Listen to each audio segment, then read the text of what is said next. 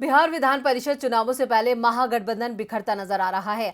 RJD और कांग्रेस के बीच तो दूरियां पहले ही आ गई थी। अब सीपीआई एमएलए ने भी अलग रास्ते पर चलने के संकेत दे दिए हैं। सीपीआई एमएलए की तरफ से तेजस्वी यादव को पत्र लिखा गया है, जिसमें कहा गया है अगर तेजस्वी को वाम दलों की जरूरत नहीं है तो वाम दल भी अपना रास्ता चुन सकते हैं।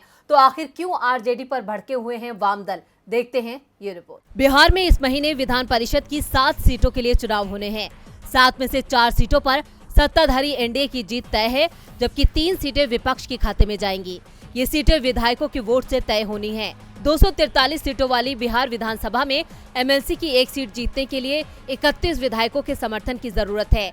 एनडीए के पास 125 विधायकों का समर्थन है, इसलिए वो आसानी से 4 सीटें जीत जाएगा।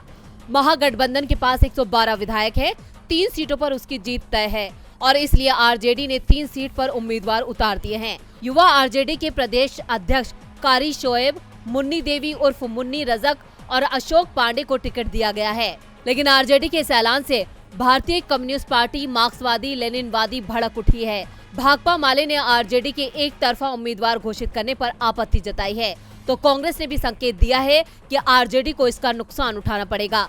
कांग्रेस विधायक शकील अहमद ने कहा, हमारे समर्थन के बिना आरजेडी का तीसरा उम्मीदवार चुनाव नहीं जीत पाएगा।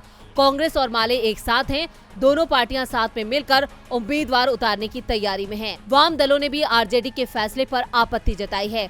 माले की तरफ से तेजस्वी को पत्र लिखा गया है, जिसमें कहा गया है कि आरजेडी का फैसला स्वीकार नहीं कर सकते। आरजेडी की ओर से गठबंधन धर्म का पालन नहीं हो रहा है।